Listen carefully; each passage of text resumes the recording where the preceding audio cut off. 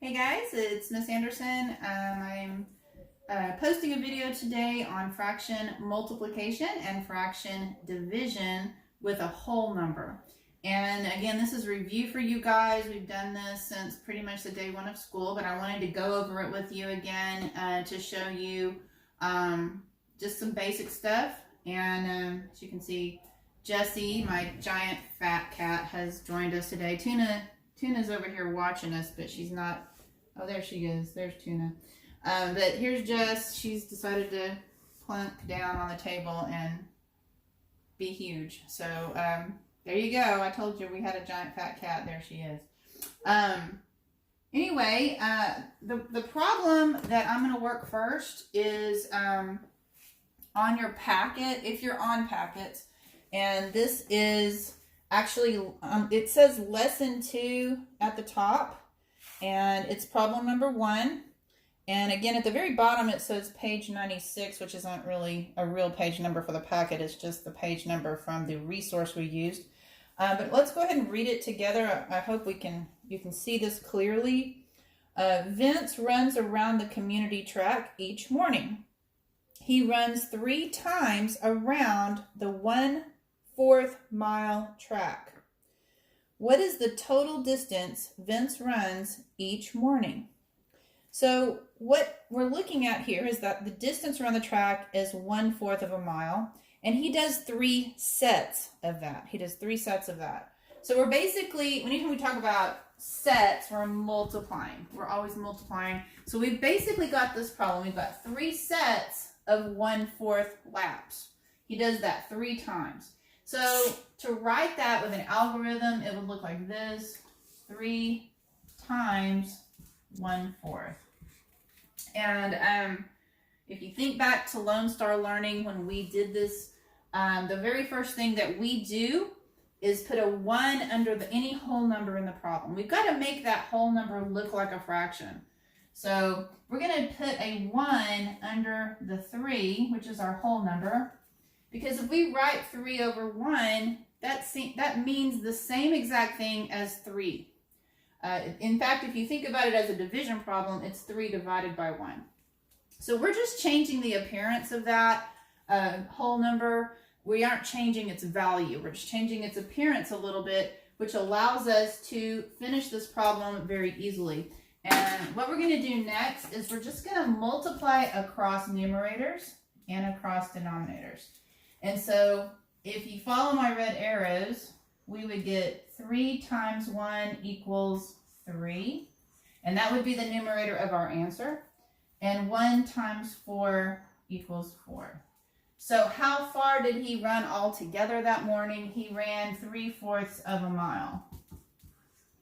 And if we scan back down to the problem, that is the B answer choice right here. Okay? 3/4 of a mile.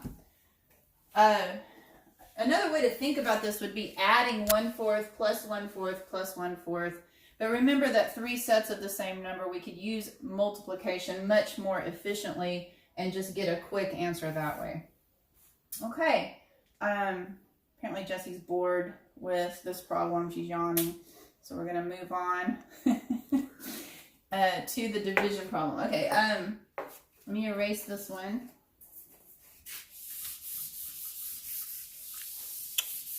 And then we're going to do one with fraction and whole number division.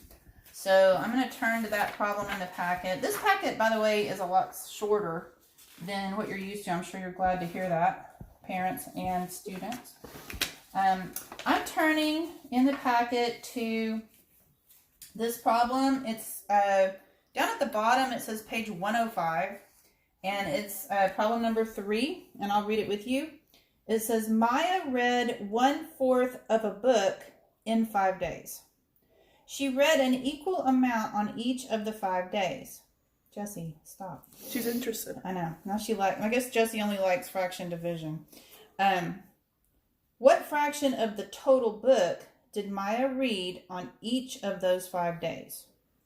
Now remember, when we do these kinds of problems, we have to ask ourselves, what's being cut up? What's being divided? And in this problem, what's being divided is 1/4 of the book. she's only reading 1/4 of the book. That's important. And the second most important thing is that she takes 5 days to do that.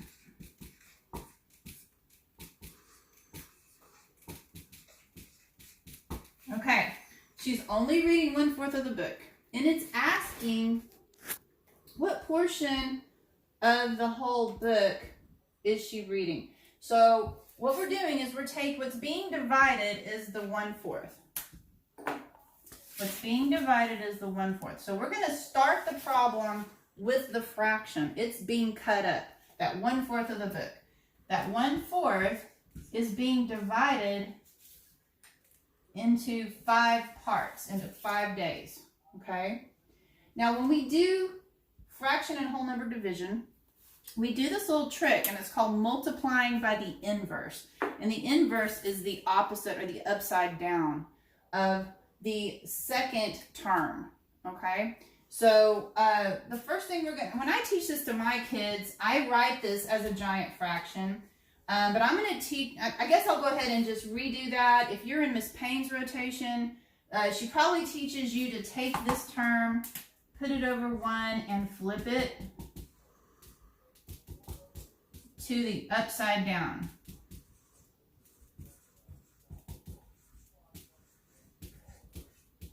That's called the inverse in math.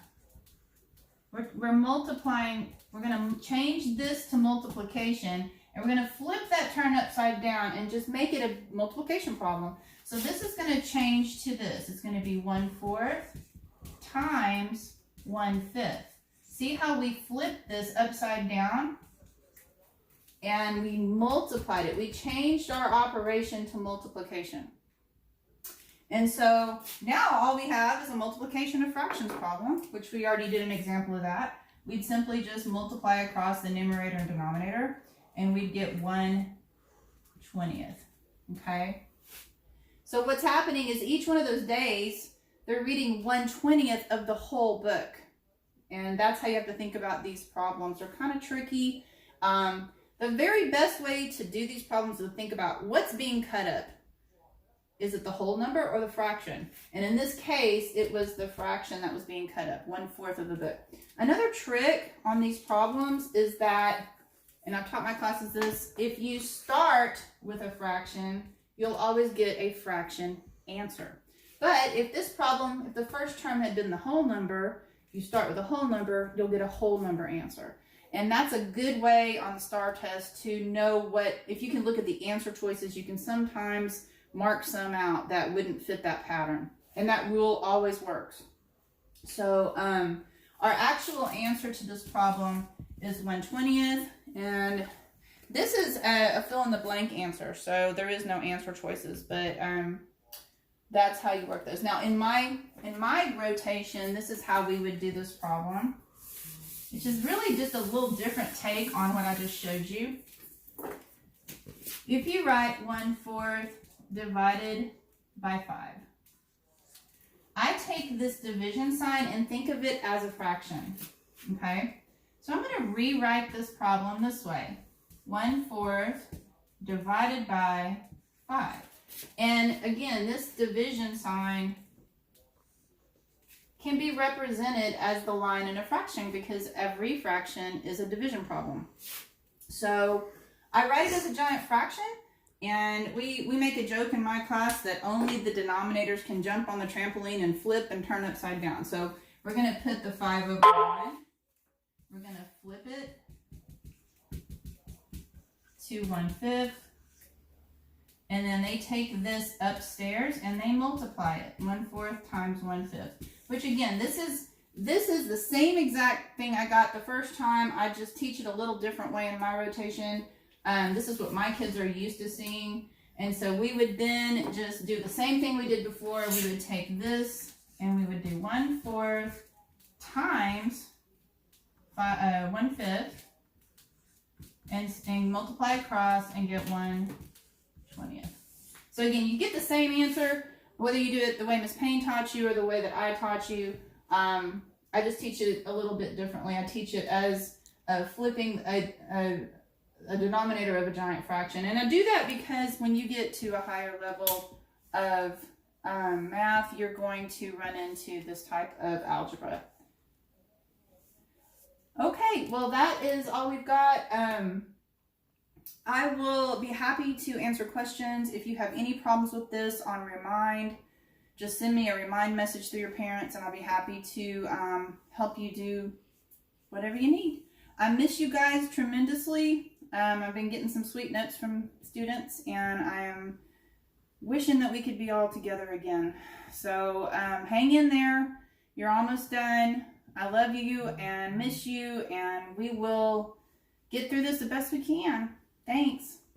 Jessie sends her love.